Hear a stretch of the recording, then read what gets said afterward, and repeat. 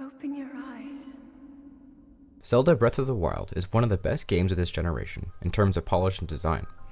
Hyrule is always a blast to explore, with a sublime art style, simple but effective story, and varied areas that always have something new to do. There are only some minor issues that hold it back from being perfect, but an accomplishment of a video game nonetheless. On paper, Breath of the Wild sounds similar to the other Zelda games. You play as Link and trek through Hyrule, becoming stronger and gathering new equipment to take on Ganon and save Zelda. But unlike its predecessors, Hyrule is completely explorative and open to you from the beginning. You can even go straight to the final area and fight Ganon from the start, but if you want a fighting chance, then taking over the 4 divine beasts which serve as the main dungeons is the way to go.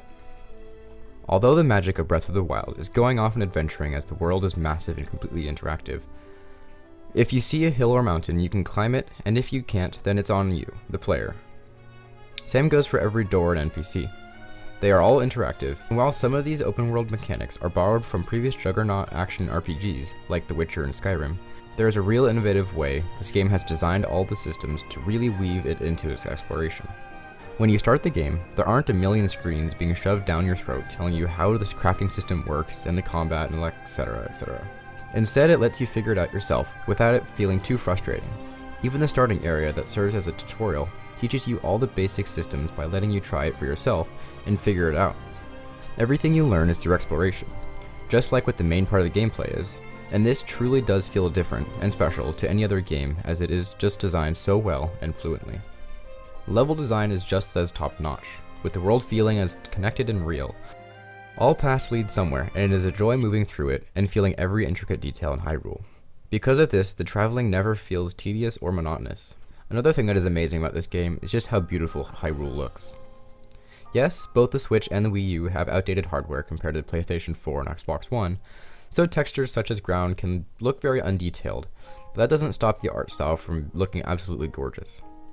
From the first time you step out of the chamber and see Hyrule, it's a jaw-dropper, and it stays that way for the rest of the game, no matter where you are. Gameplay is ultimately a very fun time, but an issue with the combat can sometimes make it frustrating. A lot of the gameplay will have Link fighting monsters with a variety of weapons and bows and arrows. And put an emphasis on variety, because your weapons do break quickly, and so you will be picking up new ones often and trading them out with other weapons as you have limited space to store them. Same goes for your bows, but they last a bit longer. While some people have complained that the weapons do break too quickly, I think it suits the whole premise of exploring and constantly moving. It also helps you to try out new weapons and getting out of your comfort zone to try different strategies. But the combat comes down to dodging or parrying enemy attacks, and hitting them with a quick attack or charging it. It is quite simple, but it usually works really well, and the unique design of the different types of enemies keep it fresh. Although the lock-on system, which is used by the left trigger, and is needed for being able to fight the enemies properly, can sometimes be really imprecise. Definitely in more intricately designed areas. Another issue with the lock-on system is that it can't swap between enemies, so you have to get out of it and get back into it to go to a different enemy. While it is quick and snappy to control, it can waste valuable seconds, especially in more intense fights. Other than combat, you will come across the cooking system, which can sound daunting but is very simple to use. As you come across ingredients in the wild, you can cook them to get more health out of it when you eat it, and also can combine them together to get even more. You can also make elixirs by combining creatures or monster parts to get temporary stats boosters, such as resistance to electricity or having higher attack damage. It is all explained well, and combining and experimenting with different materials is a great time and spices up the gameplay.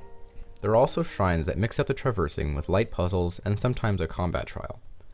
These help even more in mixing up the gameplay and are necessary to get more health or stamina. Content-wise, this game is full of things to do. The world always has something interesting going on, shrines can sometimes have a secret that is needed to reach them, and there are plenty of interesting side quests. But the main quests are a highlight. They take you to 4 different ends of the Hyrule, and have you usually complete a task or two with the people of the area before you can board the Divine Beast, and complete the thought-out puzzles. The different people you meet are always interesting, and while it is very structural in the way that you go to an area, talk to the leader, do a challenge, get in divine beasts, and then actually having the dungeon to complete, it never feels repetitive because all these quests are so creative. But whatever quest you're doing, know that it never handholds you too much. It lets the player have control and engage with the story and gameplay in a way I have never had before because the game is letting me do it at my own pace. The story is straightforward, but is engaging from start to finish. Starts with Link waking up to a despaired and destroyed Hyrule after 100 years of the Great Calamity, which was caused by Ganon. Now, Link must become stronger and take over the powers that the divine beasts can grant him, so he can storm the Hyrule Castle and rescue not just Zelda, but Hyrule too. But what makes it really interesting is the flashbacks to what happened 100 years ago, which you will see through the main quests and also by exploring Hyrule and going through distinct locations. They have a surprising amount of emotion, and actually has voice acting, which are quite good for most characters. Unfortunately, Zelda's voice is not very good, and feels out of place as everyone has American accents except for her. But it is only a small issue. The only proper disappointment I found with the game was the soundtrack. While there are some fantastic pieces nearing the end to accommodate the tense boss fights, there's a real lack of it during traversal of the open world and main quests before it.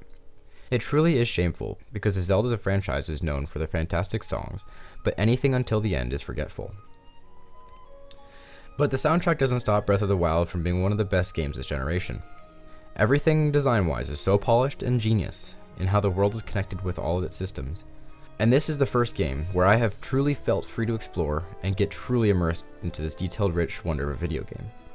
The varied fun gameplay and stunning art style only adds to it in making a near perfect video game. That's why I'm giving it a 5 out of 5.